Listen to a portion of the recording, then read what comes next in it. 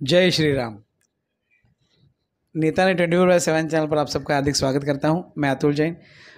हम देख रहे हैं कि पिछले कई दिनों से कई महीनों से कहा जा सकता है कि जब से पता चला है कि राम जन्मभूमि, जहां पर पिछले कई वर्षों से हम राह देख रहे थे कब बनेगा मंदिर। पिछले समय हम देखते थे कि मंदिर वहीं बनाएंगे लेकिन तारीख नहीं बताएंगे, ऐसा आरोप भी लोगों पे लगता था। लेकिन प्रधानमंत्री श्री नरेंद्र मोदी जी के आने के बाद आज ये स्वर्ण संधि, स्वर्ण महोत्सव, दीपोत्सव सेलिब्रेशन होने जा रहा है आने वाली 22 तारीख को, जहां राम जन्मभूमि पर राम मंदिर बन रहा है और लोगों की एक आस्था से जुड़ा हुआ ये सबसे बड़ा विषय। इसके बारे में हम बात करेंगे। आज हमारे साथ है यहाँ पे अंधेरी में वार्ड क्रमांक 84 के माजी नगर सेवक श्री अभिजीत सामंत जी। आइए हम उनसे बात करते हैं कि आप कितने खुश हैं और क्या तैयारी अपने विभाग में आप कर रहे हो।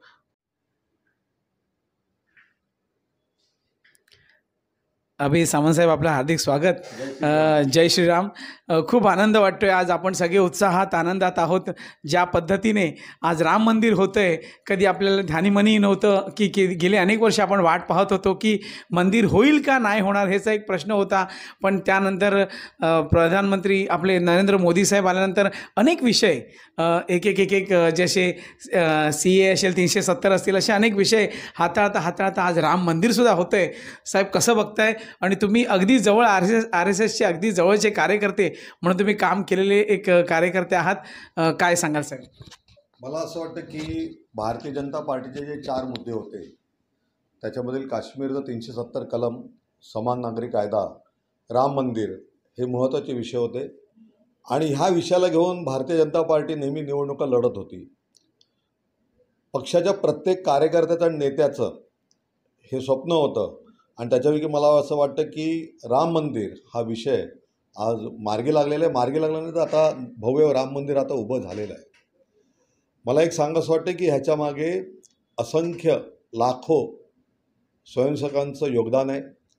राष्ट्रीय स्वयंसेवक संघ, विश्व हिंदू परिषद, संघ परिवारातील सर्व संस्था, मग त्यात भारतीय जनता पार्टी पण आली आणि लाखो हिंदूंचं ह्याच्यामागे योगदान आहे। तो जो एक आंदोलनाचा रेटा होता, सातत्य होतं आणि मला असं वाटतं की राजकारणाच्या पलीकडचा हा एक विषय आहे। श्रीराम हे फक्त हिंदुस्थानातील हिंदूंचं नाही तर जगभरातील हिंदूंचं आस्थास्थान आहे। आणि मला असं वाटतं आपण ज्यावेळी एखादी कुठली गोष्ट करायची म्हटलं, म्हणजे महात्मा गांधींनी पण राम राज्याची संकल्पना मांडली होती। दुर्दैवाने ज्या गांधींच्या नावाने काँग्रेसने राजकारण केलं, त्यांनी रामाला काल्पनिक पात्र असं म्हटलं। पण शेवटी कसं आहे की तुम्ही प्रभू रामचंद्राला काय म्हणण्यापेक्षा प्रभू रामचंद्राला काय म्हणण्याची म्हणजे आवश्यकता नाही। आणि त्यामुळे काँग्रेसने काय म्हटलं किंवा इतर पक्षाने काय म्हटलं आणि आता ते परत पलटून काय म्हणतायत, हा ही बाब वेगळी आहे। पण निश्चितच फक्त आम्हाला नाही, मला पूर्ण खात्री आहे की 140 कोटी हिंदुस्थानी जनतेला आज आनंद होत आहे की आमची आस्थास्थान असलेलं प्रभू रामचंद्राचं मंदिर, भव्य मंदिर आज उभं होत आहे। आपण म्हणालात की आम्ही काय करतोय, आम्ही काय करणार? कारण मला असं वाटतं एवढं मोठं राम मंदिर जे उभं राहील त्याच्यासमोर आमची तयारी एकदम म्हणजे असं सूर्यासमोर दिवा दाखवण्यासारखं आहे। पण आमच्या ताकदीने आम्ही काय करू शकतो ते आम्ही करण्याचा प्रयत्न करतो आहे। आणि म्हणून मला असं वाटतं की आमच्या वार्ड 84 मध्ये आम्ही सर्व सोसायट्यांना मेसेज दिलेले की तुम्ही स्वतःच्या घराबाहेर तर पणत्या लावाच, म्हणजे आम्ही अशा प्रकारच्या पणत्या सर्वांना देत आहोत। पणत्या लावाच, पण पणत्याबरोबर सकाळी आपण काही ठिकाणी LED लावतोय। ते LED समोर लोक येऊन, म्हणजे देवस्थानामध्ये लावतोय आपण, पार्ल्यात आणि अंधेरीमध्ये वेगळ्या संस्था येऊन ते करतायत, आम्ही करतो असं नाही, पण संस्थांचा सहभाग आहे त्याच्यामध्ये। आणि त्याचबरोबर अनेक सोसायट्यांच्या आज मला गेल्या 2-3 दिवसात फोन आले, त्यांना आम्ही अशी एक फ्रेम देतो, ही एक फ्रेम देतोय आम्ही, त्याचबरोबर काही झेंडे देतोय, प्रत्येक घरामागे काही पणत्या मी देतोय, ज्या पणत्या त्यांनी आपल्या घराच्या बाहेर लावायच्या आहेत आणि संध्याकाळी ही फ्रेम आणि पूर्ण सजवायचं आहे झेंड्यांनी आणि प्रभू रामचंद्रासमोर प्रत्येक घरातून येऊन पणती लावायची। अशा प्रकारची एक छोटीशी संकल्पना वार्ड क्रमांक 84 पुरती आम्ही मांडलेली आहे आणि लोकांचा उत्स्फूर्त प्रतिसाद आहे। म्हणजे लोक कंदील, म्हणजे आता आम्ही कंदील पण केले, पण आज परिस्थिती अशी आहे की कंदील झेंडे आज मार्केटमध्ये कमी झालेले आहेत। कोणीतरी म्हटलं राम मंदिरातून काय होणार, तर ही एक झलक आहे। राम मंदिराने लाखो लोकांना आता रोजगार दिलेला आहे अयोध्येमध्ये जो रोजगार निर्माण होतो, उत्तर प्रदेशमध्ये जो रोजगार निर्माण होतो तो वेगळा आहे. देशभरामध्ये ह्या निमित्ताने एक मोठं, मला असं वाटतं 3-4 हजार कोटीचा आज काम होतं. दुसरी दिवाळी आपल्या देशामध्ये साजरी होत आहे. म्हणून मला असं वाटतं की आपण सर्वांनी याच्यामध्ये खुल्या दिलाने, कुठल्याही पक्षाचे लोक असतील, हिंदू असतील, हिंदू नसतील, पण शेवटी हे मूळ भारतीय, मूळ हिंदुस्थानी हा प्रत्येक हिंदूच आहे असा मी समजतो आणि त्यांनी ह्या कामामध्ये सहभागी व्हावं अशी मी त्यांना आवाहन करतो, विनंती करतो. धन्यवाद. जय श्रीराम. सर, ज्या पद्धतीने आपण बघताय की आपण आज आनंदाने उत्साहाने सगळं आपण हा राम जन्मभूमी मंदिर होते याचा आपण आनंद व्यक्त करतोय. जनतेमध्ये सुद्धा तेवढाच उत्साह दिसताना राजकारणात काहीतरी थोडंसं वेगळं चित्र दिसतंय आणि आरोप प्रत्यारोप होतात. साहेब, या गोष्टीबद्दल तुमचं काय मत आहे साहेब? नेमकं म्हणजे राजकारण म्हणजे कोणाबद्दल म्हणतात? पॉलिटिकल जे राजकारण आहेत, राजकारणी आहेत, ते एक आरोप लावतात वेगवेगळ्या पद्धतीचे. काही लोक म्हणतात मंदिरात अजून पूर्ण झालेलं नाही आहे.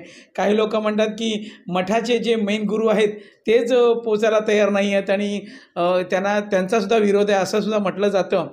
पण या ठिकाणी जनता उत्साही आहे साहेब, तुम्ही कसं बघताय? मला ह्याच्यामध्ये असं म्हणायचं आहे की कोण ह्याचं श्रेय घेतं असं नाही आहे, पण एक श्रेय, जसं मी म्हटलं की इतके वर्ष आणि प्रामुख्याने 80च्या दशकापासून राष्ट्रीय स्वयंसेवक संघ, विश्व हिंदू परिषद, बजरंग दल, भारतीय जनता पक्ष ह्यांनी ज्या उघडपणे ह्या मंदिराचा पुरस्कार केला आणि त्यावेळीची हिंदू हृदय सम्राट श्रीमान बाळासाहेब ठाकरे ह्यांनी पण राम मंदिर झालं पाहिजे ह्याची हे केली होती. आणि मला असं वाटतं की पंजाबमधून अकाली दल असेल, बाकी इतर पक्षांची भूमिका दरवेळी बदलत गेली. लोक किंवा रामाला न मानणारे लोक टीका लावून सैड फिरत असतात. त्यांच्या भूमिका सरड्याप्रमाणे बदलत असतात. आमची भूमिका सरड्याप्रमाणे बदलणार नाही. आमची भूमिका हीच आहे की राम मंदिर ह्याचा अर्थ इतर धर्मांना विरोध नाही, पण शेवटी आपल्या देशाचं आस्थास्थान जे आहे ते राम मंदिर आहे. आणि एक गोष्ट अशी मी तुम्हाला सांगू इच्छितो, आज ह्या लोकांच्या पोटात चावतं ह्याचं कारण असं आहे, सगळं श्रेय हे माननीय नरेंद्र मोदींना मिळत आहे. नरेंद्र मोदीजींना हे श्रेय मिळण्याचं कारण हे आहे, कारण शेवटी सुप्रीम कोर्ट असेल किंवा हायकोर्ट असेल, त्यांना पण निर्णय देताना निर्णय असाच द्यावा लागतो की बाबा जनमताचा रेटा ते लक्षात घेतात आणि तथ्य बघतात आणि त्याच्यानंतर निर्णय देतात. आणि शहाबानो केसमध्ये आपण बघितलं आहे की सुप्रीम कोर्टाने निर्णय दिला, पण काँग्रेसने तो निर्णय बदलला. कारण इम्प्लिमेंट करण्याची एक ताकद लागते आणि ती ताकद मला असं वाटतं या 56 इंचवाल्या माननीय नरेंद्र मोदींकडे आहे. आणि म्हणून जे राम मंदिराचा ज्यावेळी निर्णय दिला गेला सुप्रीम कोर्टाकडून, त्यावेळी सुप्रीम कोर्टाच्या जजच्या पण मनात कुठेतरी आलं असेल की बाबा मी जो निर्णय देतोय तो इम्प्लिमेंट होणार आहे. आणि नरेंद्र मोदींसारखं खणखर नेतृत्व ह्या देशात असल्यामुळे आपण बघतोय की गेल्या 2 वर्षामध्ये ह्या राम मंदिराची जी प्रगती झालेली आहे बांधण्याची, आणि ते उभं राहिलं आहे. आता ते पूर्ण उभं राहिलं आहे, अर्ध उभं राहिलं आहे. रामलल्ला आज आपल्या स्थानी विराजमान होत आहेत आणि संपूर्ण विश्वामध्ये आज राम मंदिरचं आपण जे पुनर्निर्माण झालं आहे ते लोक वाहवा करत आहेत. काही लोक त्याच्यामध्ये काही ना काही काढत बसणार आहेत. मला असं वाटतं ज्यांनी भारताला आणि श्रीलंकेला जोडणाऱ्या राम सेतूवरती ज्यांनी आक्षेप घेतला होता, त्यांनी ह्या गोष्टीमध्ये आक्षेप घेण्याचं काही त्यांना अधिकार नाही. आणि आज जे रोज सकाळी 9 वाजता काही वृत्तवाहिन्यांना जे मुलाखती देतात अशा लोकांनी या काँग्रेसबरोबर बसणार तुम्ही आणि तुम्ही स्वतःला हिंदुत्ववादी म्हणणार, तर तुम्ही कधीतरी स्वतः बंद दरवाजाआड विचारा आरशात बघून की बाबा मी खरोखर हिंदुत्ववादी आहे का? कारण ज्यांनी रामाला काल्पनिक म्हटलं त्यांच्याबरोबर तुम्ही बसताय आणि त्यांचे दिल्लीतले तुम्ही जाऊन सर्व निर्णय मानताय. आणि अशा लोकांनी म्हणावं स्वतःला हिंदुत्ववादी, ठीक आहे, तुम्ही स्वतःला फसू शकता, जनतेला निश्चित फसू शकत नाही. त्यामुळे जनता ही माननीय नरेंद्र मोदींच्याच मागे आहे. त्यामुळे कोण कुठल्या पीठाचे गुरु आले नाही आले हा विषय नाही आहे, ते निश्चित येतील. आणि हा सर्वकालिक विषय आहे, हा काही 22 तारखेचा विषय सर्वकालिक विषय आहे. त्यामुळे अशा प्रकारचं एक साधारण हजारो वर्ष टिकेल अशा प्रकारचं हे मंदिराचं निर्माण होत आहे.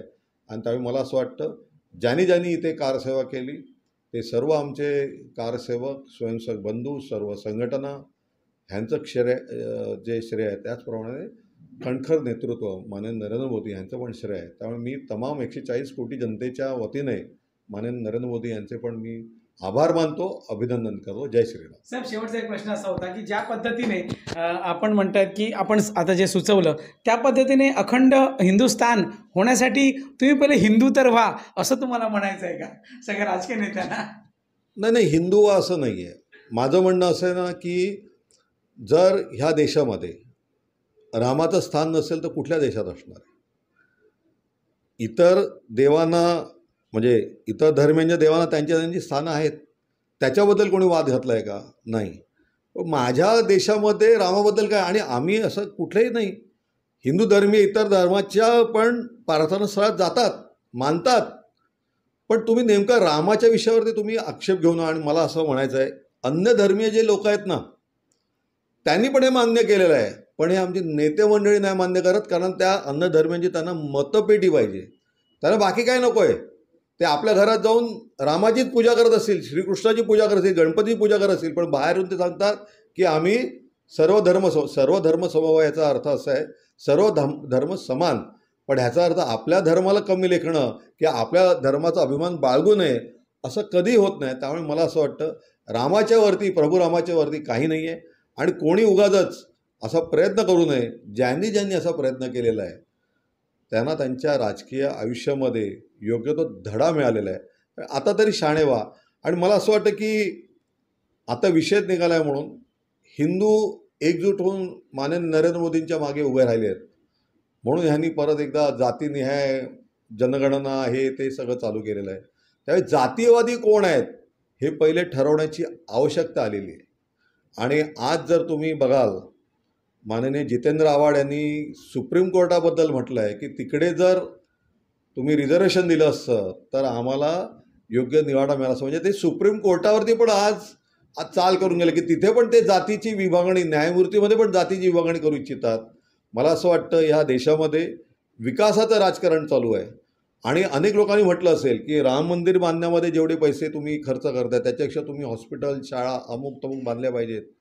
मला एक सांगायचं आहे की ह्या राम मंदिर उभारणीमध्ये केंद्र सरकारचा फक्त ₹1 आहे, आणि बाकी जी काही लागत आहे, जी काही निधी आहे तो लाखो करोडो हिंदुस्थानी लोकांनी दिलेला आहे, स्वतःच्या खिशातला पैसा दिलेला आहे.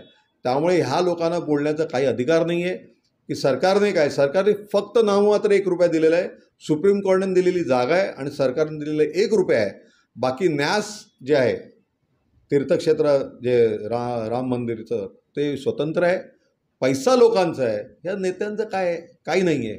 आणि शाळा कॉलेजेसच्या जर गोष्टी कराल तर मला असं वाटतं गेल्या 9-9.5 वर्षामध्ये आपल्या संपूर्ण देशामध्ये तयार झालेले एम्स हॉस्पिटल्स असतील, विमानतळं असतील, शाळा असतील, कॉलेजेस असतील, ह्याची संख्या, ह्याची पडताळणी या विरोधकांनी केली पाहिजे की गेल्या 70 वर्षात हे आपल्या देशामध्ये किती होते. शाळा, कॉलेजी, एम्स, मेडिकलचे ॲडमिशन्स किती, आता ॲडमिशन्स किती आहेत, हे सगळ्याचे मला असं वाटतं जर त्यांनी स्वतः बसून हिशोब करावा. ते जागा वाटपाचा हिशोब करण्यापूर्वी ह्याचा हिशोब करा आणि नंतर मग जागा वाटपाचा हिशोब करा, असा माझा त्यांना, मी एक लहान कार्यकर्ता पण माझा त्यांना सल्ला आहे. धन्यवाद. Thank you sir.